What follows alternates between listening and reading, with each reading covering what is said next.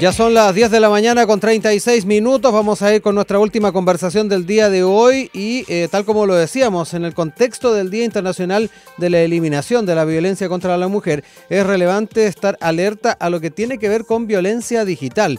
Y en ese sentido, dentro de lo que se está realizando, actualmente existe un proyecto de ley contra la violencia digital que en septiembre fue aprobado por la Cámara de Diputados y que ahora está siendo vista en el Senado.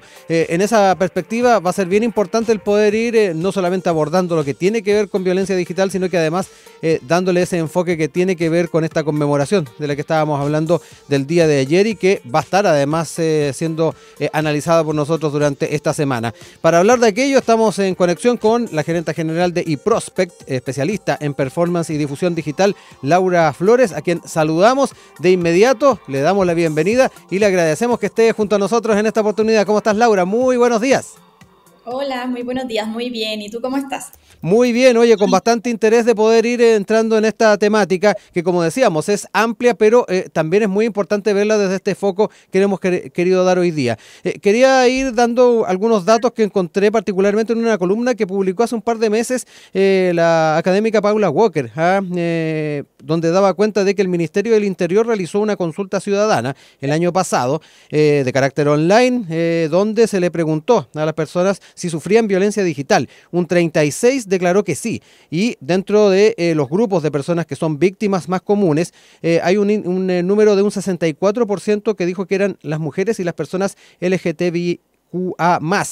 Y en ese sentido es bien importante hacer ese enfoque, Laura, para ir entendiendo también las características que asume este tipo de violencia digital y donde veíamos hay un porcentaje importante donde están involucradas mujeres. Hablemos un poco de esos datos y para dar relevancia además a este tema que estamos abordando.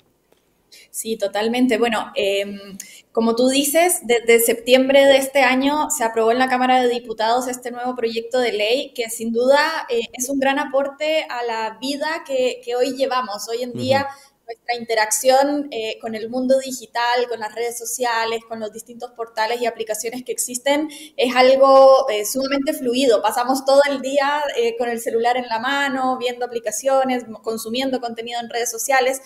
Y este tipo de iniciativas al final lo que busca es generar un espacio seguro, así como lo existe en el mundo físico, donde sabemos que el acoso ya está sumamente también conversado, penado, etcétera, y otro tipo de conductas que son impropias en una convivencia social sana, se vienen a replicar en el mundo digital. Entonces, al final es traer ese ámbito de seguridad también al contexto digial.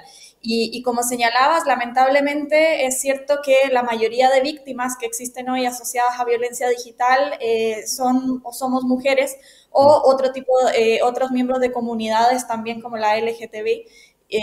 Entonces, sin duda es algo que viene a aportar muchísimo a lo que hoy tenemos como convivencia y que también nos hace hacernos responsables de ciertas situaciones que no podemos normalizar, como son, por ejemplo, el compartir fotografías que no me han dado consentimiento para compartir.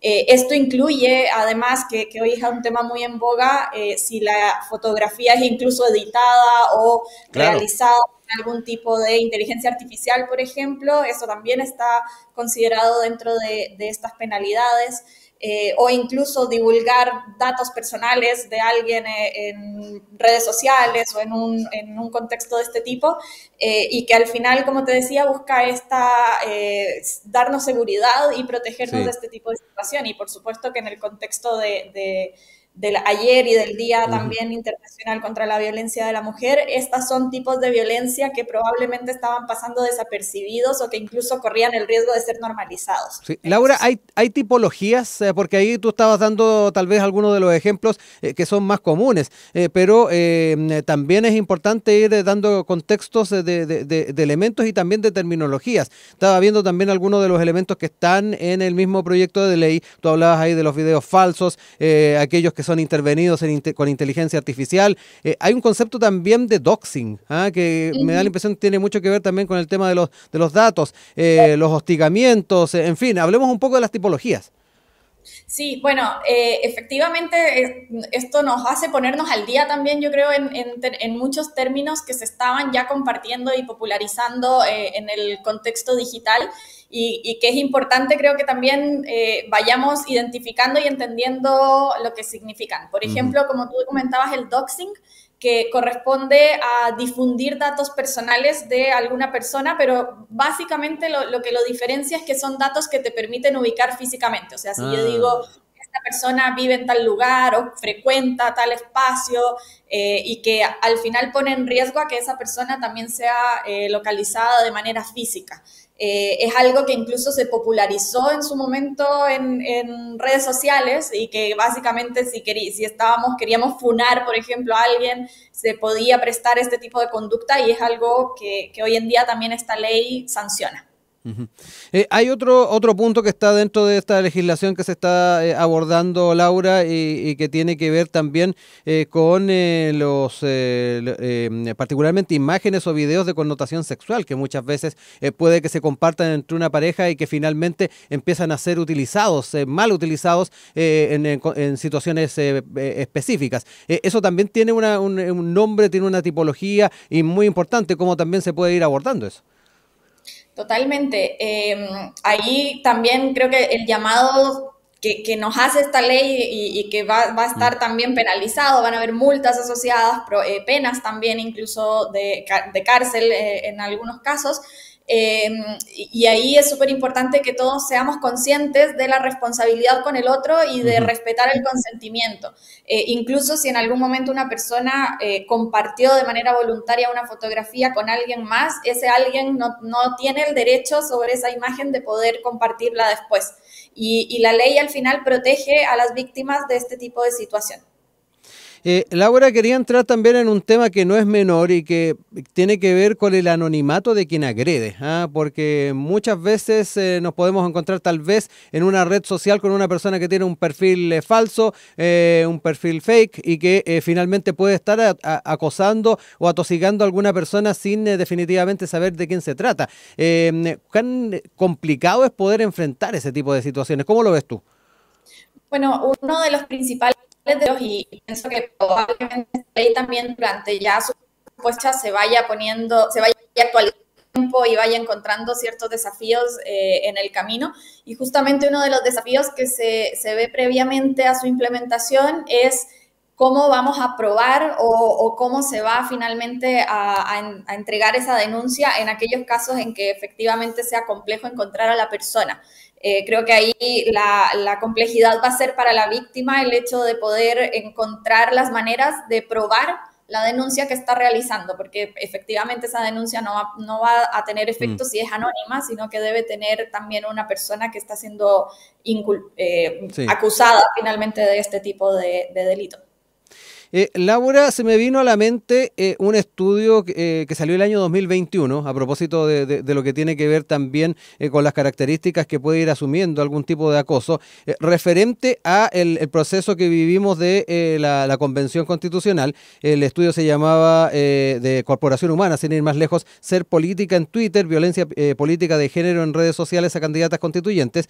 Y ese informe daba cuenta que, en cuanto al análisis general, el mayor porcentaje de menciones que expresan discriminación refieren a menosprecio de capacidades, alusiones al cuerpo y sexualidad, ofensas clasistas y roles y mandatos de género. ¿Cómo ves tú también que se vaya abordando dentro de, ya sea este proyecto de ley o futuras legislaciones, este tema? Porque no es menor y además tenemos ahí un enfoque en mujeres, en lo que se hizo particularmente en este estudio y que lo podemos también hacer extensivo en el quehacer político diario. Nos damos cuenta que muchas veces hay ataques arteros, con este tipo de características a políticas en particular.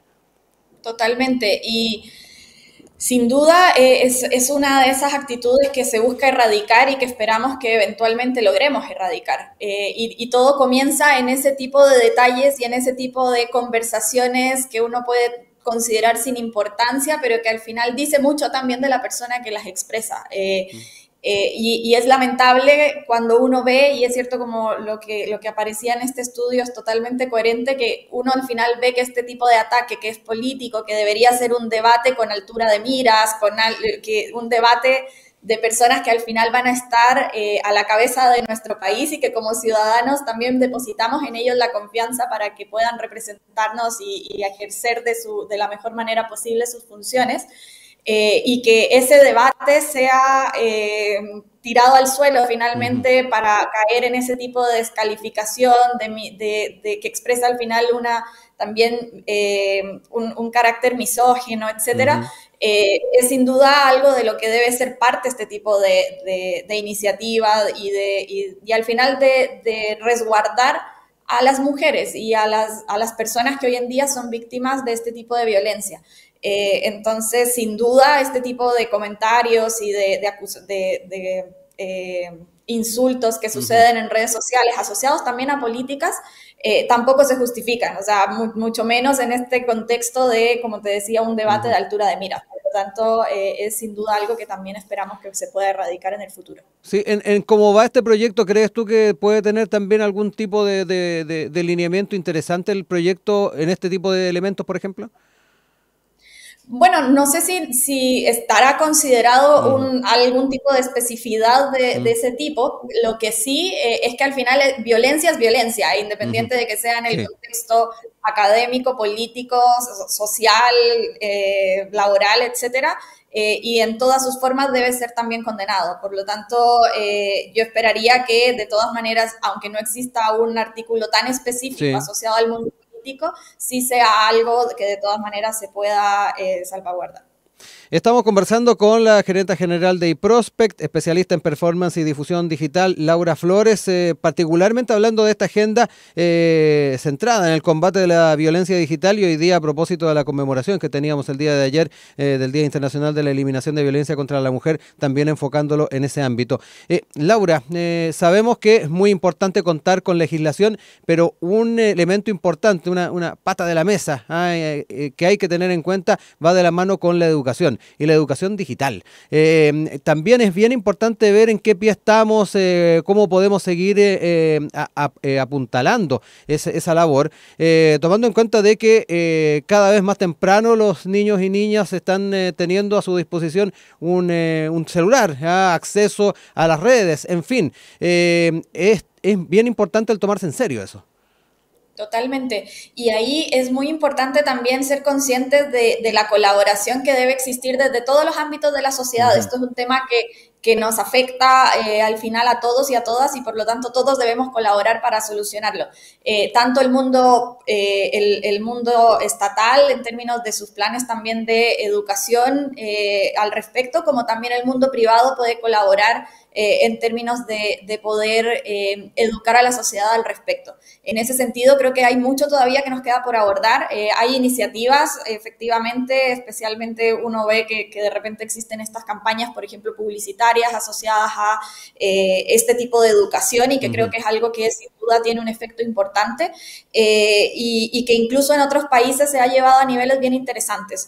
Nosotros como iProspect asesoramos a distintas marcas que tienen también como foco o parte de su foco el poder generar este tipo de impacto social y justamente el año pasado en Holanda realizamos una campaña en colaboración también con una empresa privada que buscaba generar este tipo de concientización en los jóvenes principalmente. Es una campaña muy bonita, se llama A Piece of Me, fue incluso muy bien recibida a nivel internacional por el efecto que tuvo y justamente apuntaba a dar a conocer o a sensibilizar al respecto de lo que puede ser, por ejemplo, para una niña adolescente el llegar a su colegio y de enterarse de que una fotografía que le envió al chico que le gustaba fue compartida a todos, el efecto al final psicológico y traumático que genera en ella. Y creo que ese tipo de iniciativas que al final tiene un efecto importante también en la población, porque al generar este tipo de sensibilización, la campaña terminó siendo bastante viralizada, bastante compartida. Y tuvo efectos al final positivos en términos de poder educar. Entonces creo que es un buen ejemplo de cómo el mundo público y el mundo privado también pueden colaborar para lograr cosas bien interesantes respecto al mundo de la educación, porque como tú decías, la legislación es al final una de estas patitas. Creo que todo comienza también por esas acciones que en el día a día somos conscientes y hoy en día los niños tienen acceso temprano temprano a la tecnología, y así como la tecnología les entrega herramientas para aspectos muy positivos de la vida, también es muy importante que como adultos seamos capaces de acompañarlos y de educarlos para que este mundo lleno de estímulos, este mundo totalmente abierto al que se exponen, sea también algo seguro, sano y bien utilizado por ellos.